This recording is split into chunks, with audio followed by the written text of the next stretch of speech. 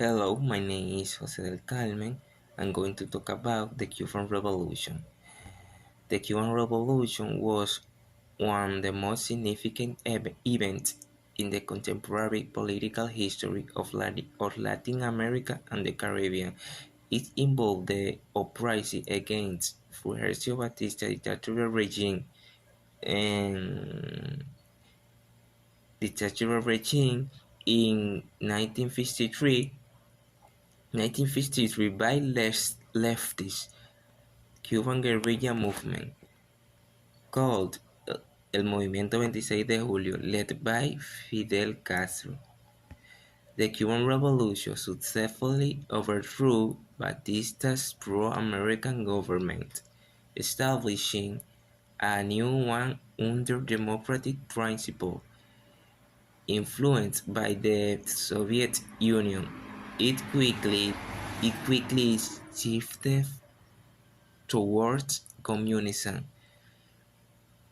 It became a symbol of Latin American anti-imperialist struggle and the possibility of people's self-determination. The revolution unfolded in the complex bipolar international contest during in the Cold War. Hi, my name is Joaquin Vargas. My teacher is Johan Gonzalez, classroom 9. My topic is about the Cuban Revolution or background of the Cuban Revolution. Background of the Cuban Revolution. The Batista government failed to hide scandalous levels of corruption or its fraudulent origin. Consequently, a fairly radicalized opposition emerged, of which the attempted takeover of the Moncada barracks in 1953 is an important example.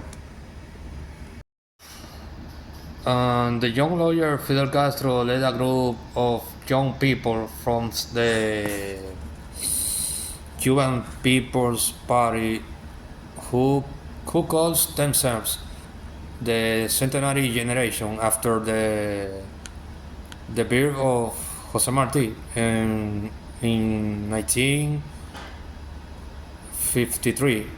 They armored themselves and tried to take aforementioned barracks, failing in the attempt. The failure meant the loss of many its members who were imprisoned until 1955. Then we were amnested by the dictatorship that tried to calm pricing, the popular uprising, and some other attempts at the insurrection. In the tense atmospheres of the Cold War, the World War stupid. Of the Cold War, the world was forced to take a side between the U.S. and capitalism and the USSR socialism.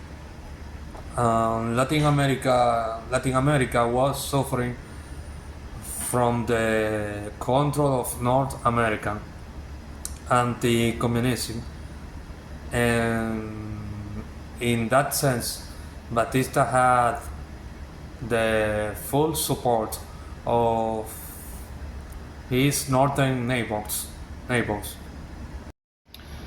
Fidel Castro and his brother Raúl Castro, assumed the opposite side in front of Batista, obviously. They went into the exile in post-revolutionary Mexico and organized the July 26 movement in 1955. It was a group guided by by the troops of Saint Martin. Anti-imperialists focused on the overthrow of Cuban dictatorship. Hello, I am Richard. I here to talk to you about the beginning of the armed struggle in the Cuban Revolution. The armed struggle began when Fidel Castro and his revolutionary troops landed in southern Cuba with their chief grandma on December 2 of 1956. They were received by an army of 18,000 men who quickly caused problems in the Revolutionary Army. Scattered, lost, and persecuted, they had to hide in the Sierra Maestra mountain. Their use over 20 survivors of the initial 82 organized to carry out guerrilla raids on enemy positions. The Batista government spread the false news of the Fidel death, hoping to silence the episode and turn the page. However, the Verbet established a clandestine radio station called Rebel Radio. From there, they carried the people to the or pushing slowly addicting citizens to their ranks. On January 1 of 1959, the revolutionary troops entered in Havana, sealing the death of Batista and the dictator Batista, saying that everything was already lost, fled the country with a fortune of more than $2 million, going to enter in civil first in the Dominican Republic, then on in Isla Madeira, Portugal, and fini- finally in Spain. Batista remained in Spain after his death in 1973